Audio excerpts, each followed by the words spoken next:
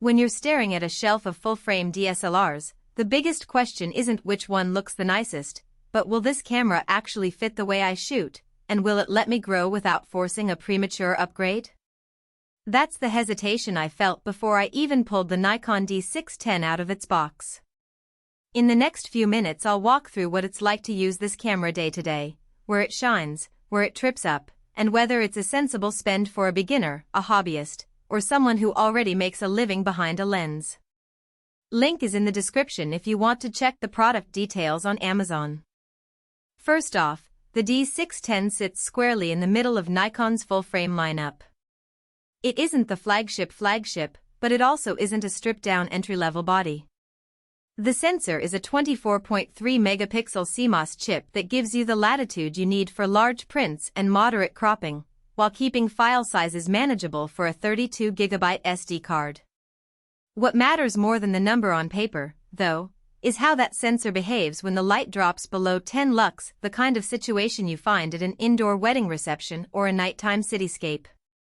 In practice, the D610's native ISO range of 100/6400, expandable to 25,600, delivers clean results up to about ISO 3200.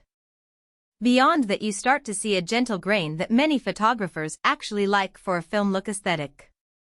If you're used to crop sensor bodies that become noisy at ISO 1600, the D610 will feel like a noticeable step up in low light confidence.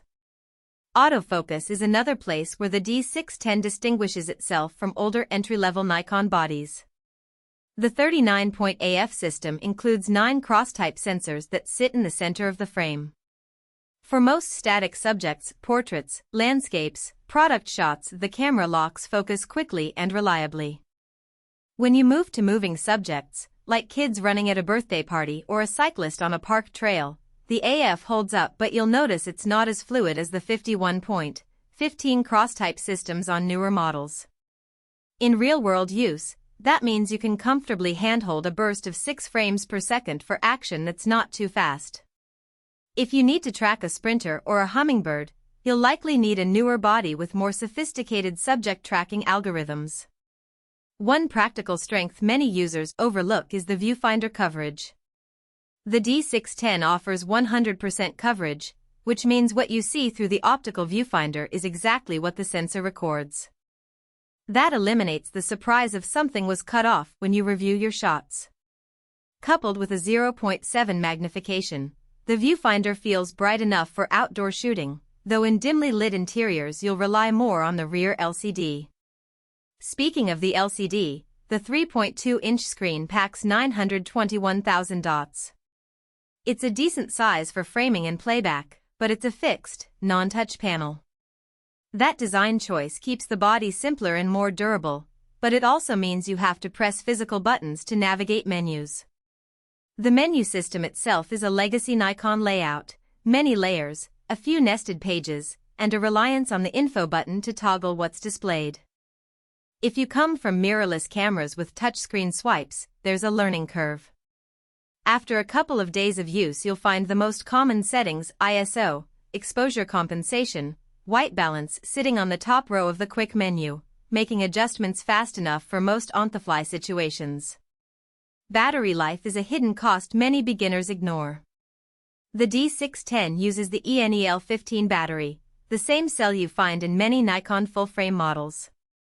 In real-world shooting, you can expect roughly 900 shutter-release shots per charge, according to Nikon's own testing, which translates to a full day of event coverage with a spare battery in your bag. That's a solid confidence boost if you're planning a wedding gig or a day-long landscape outing where swapping batteries on the trail is inconvenient. Now, let's talk lenses. The D610 is a Nikon mount body, which means you have access to an enormous ecosystem that stretches back decades. From the ultra-wide 1424mm f/2.8 to the classic 50mm f/1.8, the options are plentiful, and older manual focus lenses can still be used with the camera's D and AIS compatibility modes. The practical upshot is you can start with a modest kit lens, say an 18-55mm, and gradually add higher quality glass without ever needing an adapter. That flexibility is a real advantage over many mirrorless systems that force you into a new lens line. So, who should consider the D610? If you're a serious hobbyist who has outgrown the crop sensor limits of a Nikon D5600 or a Canon EOS Rebel series, but you're not ready to jump into the price bracket of a D850 or a Sony A7 RIV, the D610 offers a balanced mix of image quality, lens flexibility, and battery endurance. It's also a solid choice for portrait and wedding shooters who need reliable low-light performance and full-frame depth-of-field control without the complexity of high-speed continuous AF. If you're already making a living with a full-frame mirrorless body, you'll probably find the D610's autofocus.